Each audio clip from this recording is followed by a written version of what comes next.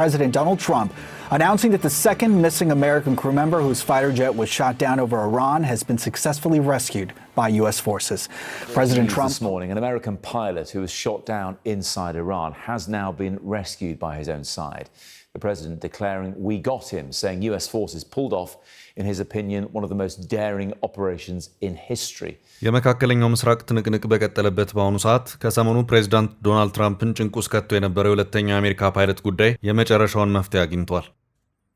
ሁለተኛው ፓይለት በከባድ ወታደራዊ ኦፕሬሽንና ትንቅንቅ በኢራን በረሃ በአሜሪካ እጅ ገብቷል። ፕሬዝዳንት ዶናልድ ትራምፕ ደስ ብሎኛል፣ ደስ ይበላችሁ በማለት ስለዚህ ኦፕሬሽን አንዳንድ ነገሮችን ጠቁመዋል። የነበረው የኦፕሬሽን ሂደት አስገራሚ ነበር ተብሏል። በርካታ መገናኛ ብዙሃንም እየተቀባበሉት ነው። በመግቢያችን የተከታተላችሁትም ከዚሁ ጋር የተያያዘውን ነው ይዘነዋል።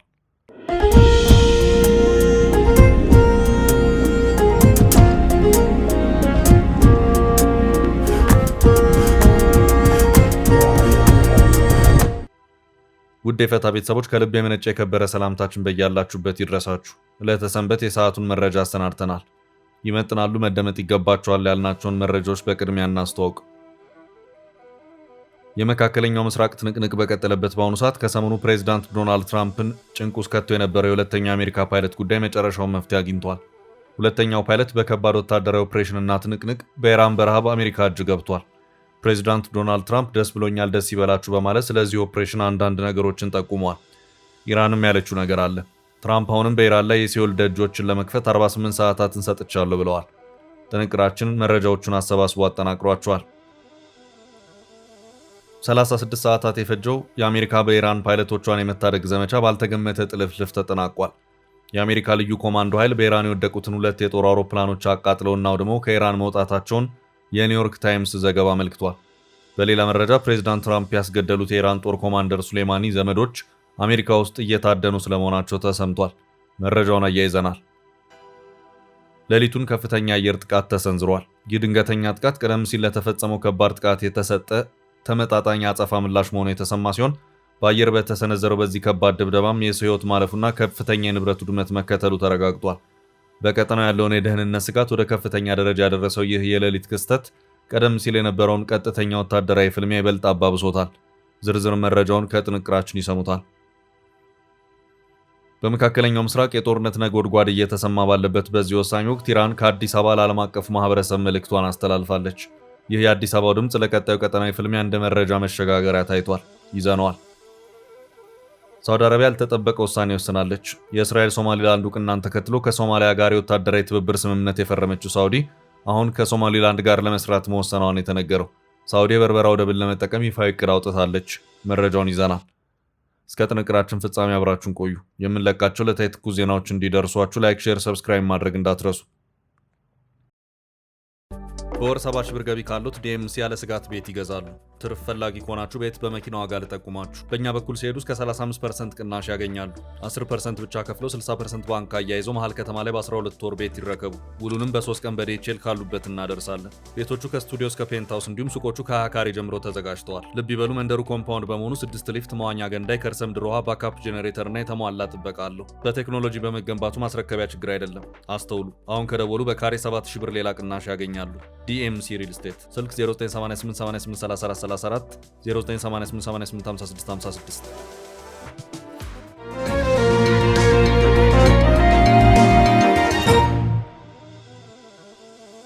ሁለተኛው ፓይለት አሜሪካ እጅ ገባ።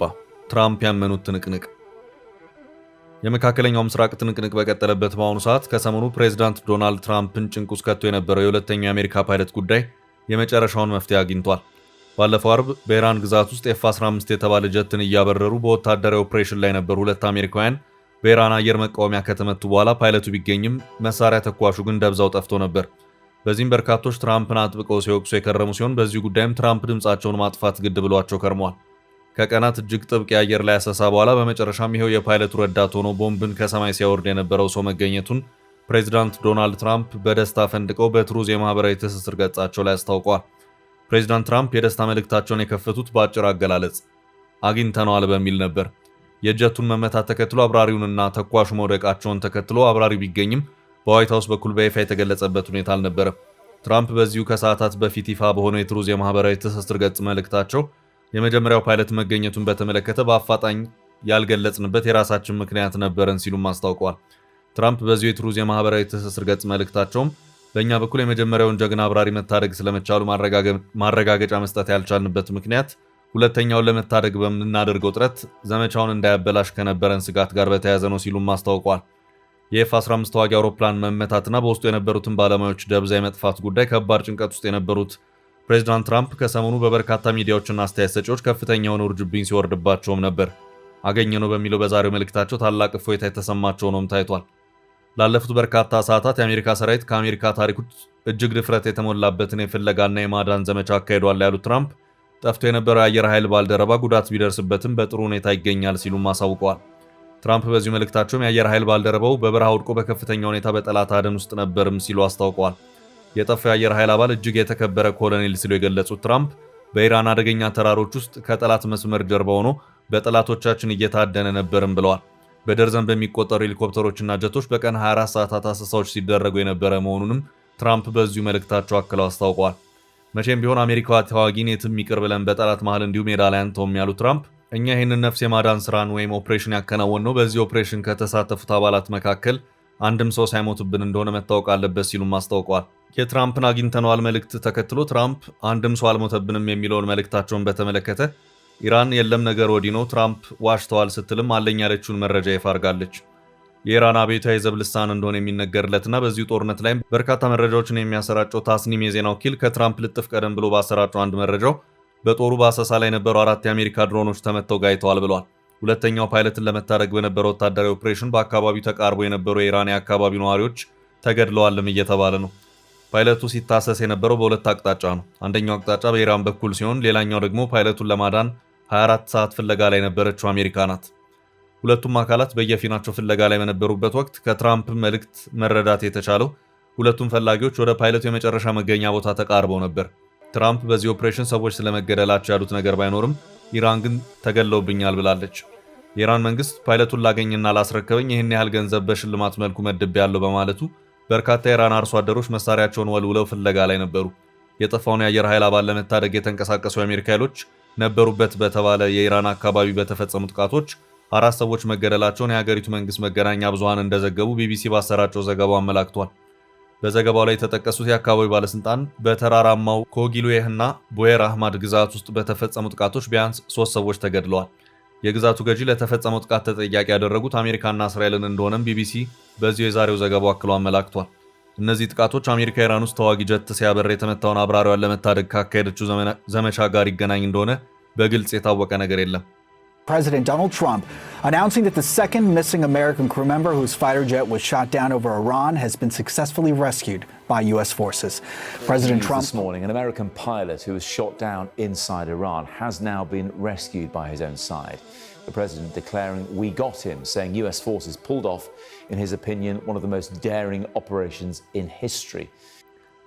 ይህ በእንዲህ እንዳለ ፋርስ የዜና ወኪል እንደዘገበው በኢራን ደቡባዊ ስፋሃን ግዛት ውስጥ የአሜሪካ ድሮን ተከስክሷል። ስለዚህ ክስተት ከአሜሪካ በኩል ማረጋገጫ አልተሰጠም። ኦፕሬሽኑ ግን ፈታኝና ብርቱ ጥንቃቄ የታከለበት እንደነበር ትራምፕ በዚሁ መልእክታቸው አስታውቀዋል። አሁን ጦርነቱ እንደቀጠለ ነው። ኢራን በርካታ ሚሳኤሎችን ወደ እስራኤል አስወንጭፋለች። ፕሬዚዳንት ዶናልድ ትራምፕ ከዚህ ቀደም ለኢራን ሰጥተውት የነበረውን የ48 ሰዓት የሰዓት ገደብ አሁንም መልሰው ሰጥተዋል። ኢራን በተሰጣት ጊዜ ለዚህ ጦርነት የድርድር መፍትሄ እንዲገኝ ካላደረገች፣ ሆርሙዝንም ካልከፈተች የሲኦል በሮች እንዲከፈቱባት አደርጋለሁ ሲሉም በድጋሚ ይዝተዋል። አሁንም በዚህ ዛቻ ይደበደባሉ የተባሉት የኢራን ኤሌክትሪክ ኃይል መሰረተ ልማቶች ናቸው። እስካሁን ባለው ሁኔታ የኢራን ኤነርጂ መሰረተ ልማቶችና በርካታ ኢንዱስትሪዎች በአሜሪካና እስራኤል የአየር ጥቃቶች የወደሙ መሆኑ እየተነገረ ይገኛል። እስራኤል የኢራንን 70% የብረታ ብረት ኢንዱስትሪ አውድሜያለሁ ብላለች። ፔትሮኬሚካል ኢንዱስትሪዎችም ለሚሳኤል ማምረቻ ይሆናሉ በሚል የጥቃት ኢላማ እየሆኑ መሆናቸውን መረጃዎች እያመለከቱ ነው። ወደ ቀጣይ መረጃ አለፍን።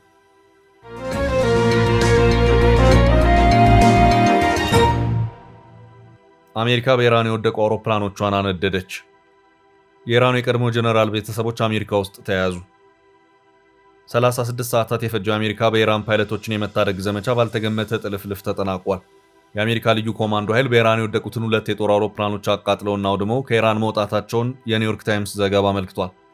ዓለም በግርምት ሲከታተለው በነበረው በበረሃው ዘመቻ የአሜሪካ ጦር አርብ ዕለት በኢራን ጦር ተመቶ የወደቀውን ኤፍ-13 የጦር ጀት አብራሪና የመሳሪያ ባለሙያን ለመታደግ ነበር ኮማንዶ ወደ ኢራን የገባው። አሜሪካ የጦር አብራሪዎቿን ለመታደግ የላከችው ቡድን አካል የሆኑ 2 የትራንስፖርት አውሮፕላኖችም አደጋ ውስጥ ገብተዋል።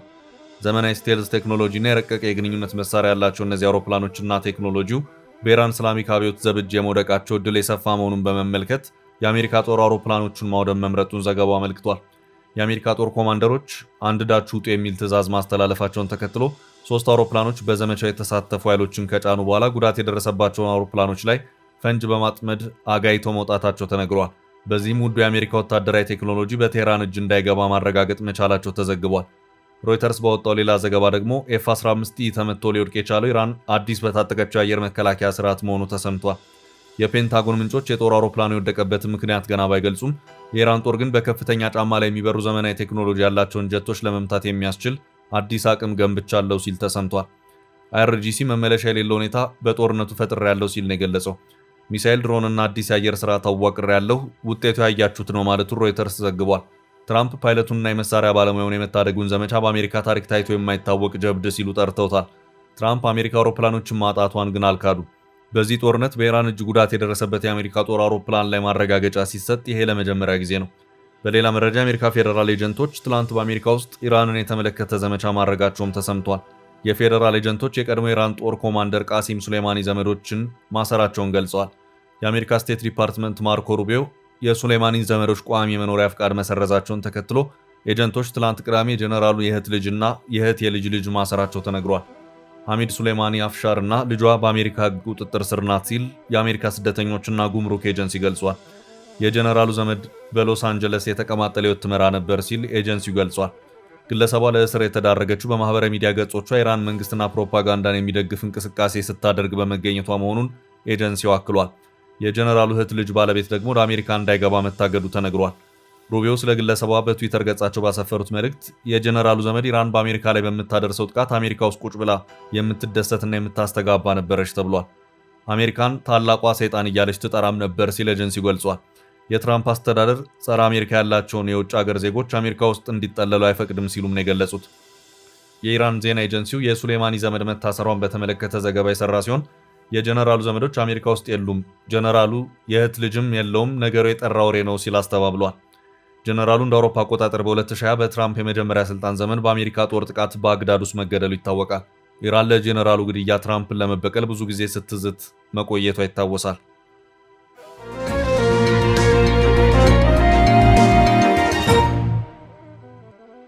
በቀጣይ መረጃ ሌሊቱን የተሰነዘረው አስደንጋጭ ጥቃት ጦርነቱ ወደ ከፋ ደረጃ መሸጋገሩን የሚያሳዩ አዳዲስ መረጃዎች እየወጡ ይገኛሉ። የእስራኤል መከላከያ ሰራዊት በደቡብ ምዕራብ ኢራን በሚገኘው የማህሻር ልዩ የፔትሮኬሚካል ኢኮኖሚ ቀጠና ላይ ከፍተኛ አየር ጥቃት ሰንዝሯል። ፋርስ ኒውስን ጨምሮ የኢራን መንግስት መገናኛ ብዙሃን እንደዘገቡት በዚህ ጥቃት ሳቢያ ቢያንስ 5 ሰዎች ህይወታቸውን ያጡ ሲሆን የፋብሪካው ቁልፍ መሰረተ ልማቶችም ክፉኛ ተጎድተዋል። ጥቃት የደረሰበት የማህሻር የፔትሮኬሚካል ኢኮኖሚ ቀጠና ለኢራን የኤነርጂ ዘርፍና ለውጭ ንግድ ገበያ ወሳኝ የኢንዱስትሪ ማዕከል ነው።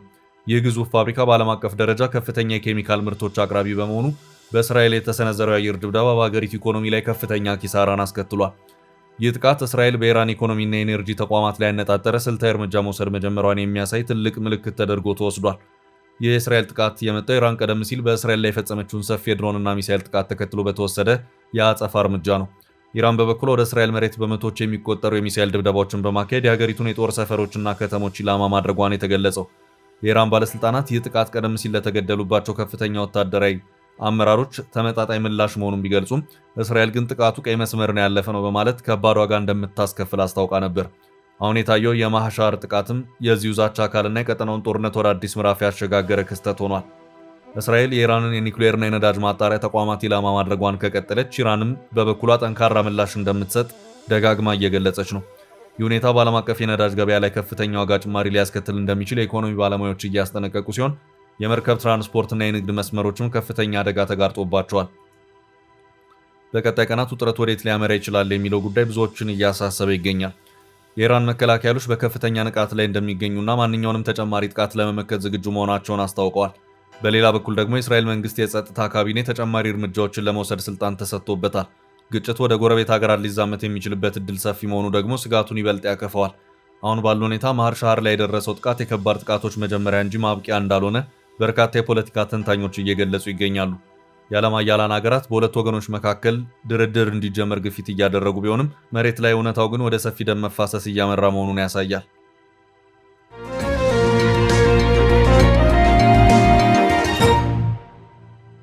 በቀጣይ ርዕስ ኢራን ከአዲስ አበባ ድምጿን አሰማች። በመካከለኛው ምስራቅ የጦርነት ነጎድጓድ እየተሰማ ባለበት በዚህ ወሳኝ ወቅት ኢራን ከአዲስ አበባ ለዓለም አቀፉ ማህበረሰብ መልእክቷን አስተላልፋለች። ይህ የአዲስ አበባው ድምፅ ለቀጣዩ ዘመናዊ ፍልሚያ እንደ መረጃ መሸጋገሪያ ታይቷል። በኢትዮጵያ የኢራን ባለሙሉ ስልጣን አምባሳደር አሊ አክበር ረዛኢ ከአሃዱ ቴሌቪዥን ጋር በነበራቸው ቆይታ ላይ በመካከለኛው ምስራቅ ስላለው ወቅታዊ ጦርነትና የሀገራቸውን ጽኑ አቋም አስመልክቶ ዝርዝር ማብራሪያ ሰጥተዋል። አምባሳደሩ በንግግራቸው ወቅት እስራኤል በኢራን ላይ የሰነዘረችው ጥቃት የሀገሪቱን ሉዓላዊነት የደፈረና ዓለም አቀፍ ሕግጋትን የጣሰ መሆኑን በጽኑ አውግዘዋል። ኢራን ለማንኛውም አይነት ጥቃት ተመጣጣኝና የማያዳግም ያጸፋ ምላሽ ለመስጠት በከፍተኛ ወታደራዊ ዝግጁነት መሆኗን የገለጹት አምባሳደሩ ፍጥጫው ወደ ቀጥተኛ ጦርነት መሸጋገሩ በቀጠናው ሰላም ላይ ከባድ አደጋ መጋረጡን ጠቁመዋል። ይህ ጦርነት የኢራንን ብሔራዊ ጥቅም የሚነካ እስከሆነ ድረስ በሀገራቸው ወደ ኋላ እንደማትልና ማንኛውንም መስዋዕትነት ለመክፈል ዝግጁ መሆኗን ትላንት ምሽቱን በተሰራጨው ቃለ መጠይቅ ላይ በግልጽ አስታውቀዋል።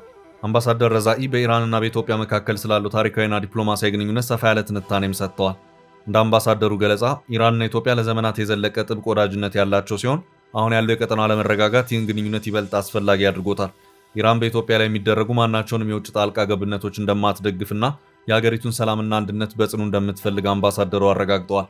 በተለይም በሁለቱ ሀገራት መካከል ያለው የሁለትዮሽ ግንኙነት በጋራ ጥቅም ላይ የተመሰረተ መሆኑንና ኢራን ለኢትዮጵያ ያላትን አክብሮትና ወዳጅነት በጦርነትም ሆነ በሰላም ጊዜ በተግባር ስታሳይ መቆየቷን በዝርዝር አብራርተዋል። ይህ የሁለቱ ሀገራት ትስስር በቀጠናው ያለውን የኃይል ሚዛን ለመጠበቅና የጋራ ተግዳሮቶችን ለመጋፈጥ ትልቅ አቅም መሆኑን አምባሳደሩ ገልጸዋል።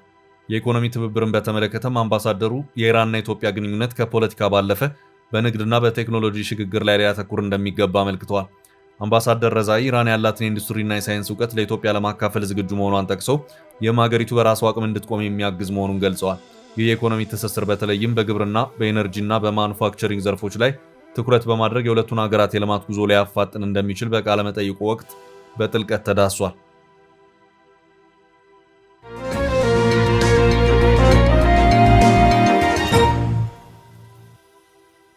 ወደ ቀጣይ ርዕስ አለፍን። ሳውዲ ሶማሊያ ላይ ተገለበጠች። የሳውዲ በርበራ ወደብ። ሳውዲ አረቢያ ያልተጠበቀ ውሳኔ ወስናለች። የእስራኤል ሶማሌላንድ እውቅናን ተከትሎ ከሶማሊያ ጋር የወታደራዊ ትብብር ስምምነት የፈረመችው ሳውዲ አሁን ከሶማሌላንድ ጋር ለመስራት መወሰኗን የተነገረው። ሳውዲ ሆርሙዝ ሰርጥ መዘጋት የኢኮኖሚ ተጽዕኖ አስገድዷት ወደዚህ ዕቅድና ውሳኔ መግባቷን የተነገረው። ሳውዲ የወደብ አማራጮቿን ለማብዛት ባወጣችው ዕቅድ በርበራን አካታለች። የሶማሌላንዱን በርበራ ወደብ ጨምሮ ከ17 ቀጠናዊና ዓለም አቀፍ መዳረሻዎች ጋር የሚያገናኙ አዳዲስ የባህር ላይ መርከብ አገልግሎት መጀመሯን ነው ሳውዲ የገለጸችው።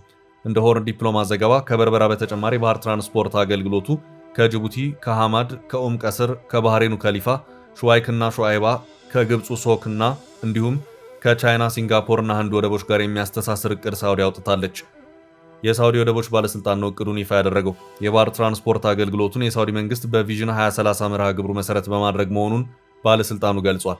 እቅዱ ሀገሪቱን የዓለም አቀፍ የሎጂስቲክስ ማዕከል ለማድረግ የተያዘ እቅድ አካል መሆኑም ተነግሯል።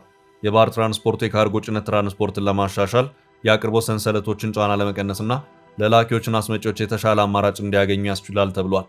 በዚህ የሳውዲ እቅድ ውስጥ በርበራ መካተቷ ታዲያ ሳውዲ ለሶማሊያ አንድነት ከፈረመችው የትብብር ስምምነት ጋር የሚጋጭ ሆኖ ታይቷል። ከሞቃዲሾና ሌሎች የሶማሊያ ወደቦች ይልቅ ተገንጣዩን ግዛት መምረጧ የሳውዲ የቀድሞ አቋም በኢኮኖሚ ጫና የተነሳ ስለመንሸራተቱ ፍንጭ ሰጥቷል። በርበራ ከቅርብ ጊዜ ወዲህ በቀጠናው ብዙዎች ዓይን ያረፈባት መዳረሻ ሆናለች። የሳውዲ ወደቡን የመጠቀም እቅድ በርበራን የበለጠ ተመራጭ ያደርጋታል ሲል ዘገባው አመልክቷል። ውድ ቤተሰቦቻችን ለዛሬ ያዝንላችሁን ርዕሰ ጉዳዮች እዚህ ላይ ቋጨን። ላይክ፣ ሼር እና ኮሜንት በማድረግ ለቻናላችን ድጋፋችሁን መግለጽ እንዳትዘነጉ እያልን ከሌሎች መረጃዎች ጋር ደግመን እስክንገናኝ ቸር ያሰማን።